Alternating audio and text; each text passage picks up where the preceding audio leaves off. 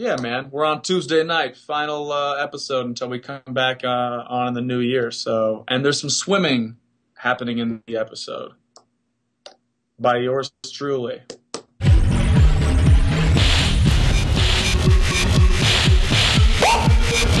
We're back with Anders Holm, writer, producer, star of Workaholics on Comedy Central, Tuesday night, 10:30 p.m., 9:30 p.m. Central Standard Time.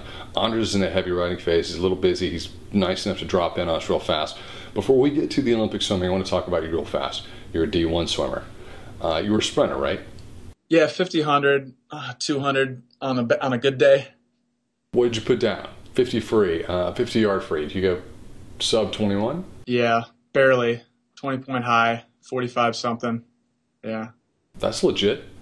It's all right. I wasn't the fastest on the team, but it was all right. So you're pumped about the 50 free. What do you want to see? Well, you know what I want to see is Cesar Cielo do something very insane. You know what I mean? Like, he's so crazy fast. It's nuts. But anyway, Anthony Irvin to me is like one of the stories of this Olympics that hopefully will get some attention. I know there was like a Rolling Stone thing that's like, he's rock and roll, he's half black. And I'm like, yes, that's all very cool. But this dude's had a journey, like a personal journey, not something that's like a tagline. So I wish him a lot of luck because I'm sure he was here in 2000. He tied for the gold medal with Gary Hall. And now he's back 12 years later. That's crazy, So I hope he does something for him that's great, not just for our country or whatever. A lot of people watch the Olympic Games. Opening ceremonies is happening right now, and they know that swimming starts the next day. If you were an Olympian, would you go to opening ceremonies if you're swimming the next day or not? If it's my first Olympics, I go. If it's my second Olympics, I do not go. And if it's a 4 a.m. the next day, come on. If it's a 50, you can get through that. But a 4 a.m., you don't want to be exhausted, man. Come on. Overall, as a fan, what's on your radar this week? Number one on my radar is just watching Lezak do what Lezak does. I mean, I know he may or may not be in the final relay, the final 4, but it's just kind of cool to see that dude who is the hero of the last Olympics to me, the unsung hero, that he's back and probably going to throw down another sinister relay split for the USA. Also expecting a world record in the 100 back out of Grievers. I think that's going to happen. I think Grievers can go sub 52 in the 100 back. I definitely think he can do it. It's a tough world record. It's Aaron Pearsall in a textile suit. Lezak in the 4x1, that really isn't definite. There was a question as to whether or not he would even swim the prelim 4x1. A lot of activity on Twitter. What do you think? Well, I think he seems like a pretty humble dude. He's a competitor, but he's been around, and he knows that if he's not the guy for the job, to give these young dudes a shot. But I mean, didn't he throw down a 46-2 last Olympics on that relay split? So if he's in that wheelhouse, those young bucks better kick a little harder. Michael Phelps versus Ryan Lochte, 400 IM, 200 IM. You call it. Yeah, I'm gonna call it. I'm gonna go with Lochte in both.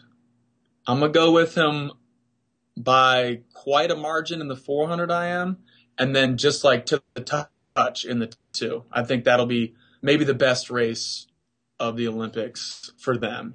I know you're a big fan of Missy Franklin, and she performed a trial. She's on, but she's going to be on the biggest stage of her life. Is she going to perform? This isn't her first big meet. This is just her first Olympics, and judging by her dancing in the music video they all shot, I think she's got a good chance. On a serious note, she's not going pro. She's not going for the money. She's elected to go to college. From your perspective, you're somebody who went to Hollywood. You made it. Being an Olympian sometimes is sort of like going Hollywood, making it, going for the money. For her, not going pro, good call, bad call? I mean, that's a funny coin to look at both sides of, because the college experience for me was like um, a very intense brotherhood of like, guys that you're spending a lot of time with, that you become very close with, and girls too, because there are two teams at Wisconsin, and you're all together all the time, and like I still talk to those people all the time. Those are people I'm going to be friends with for the rest of my life. Not saying that she couldn't find that on the national team, but being a part of college and like having that mascot or that letter on the side of your cap it's something to treasure for a very long time, and something to look back on fondly, and then you can move on.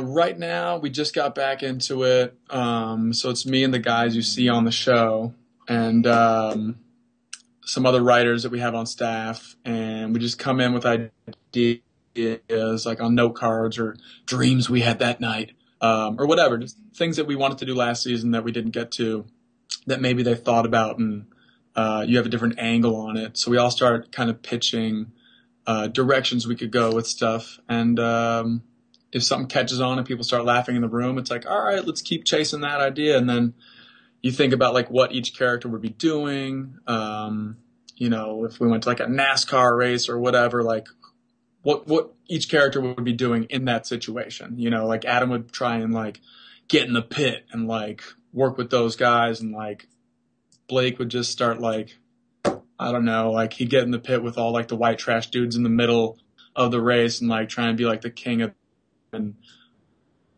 gambling or something. So it's like, all right, cool. Like we start doing that, and then shit hits the fan. It depends. Some stories come together real quickly, and then other ones you're like, that's not good enough. We gotta pull it apart. Or like if one part's not good, you pull that out, and then all of a sudden, it's like pulling a string on a sweater. It starts falling apart, and you gotta come together with the right glue. And then hopefully by the time you start filming, you got something halfway decent.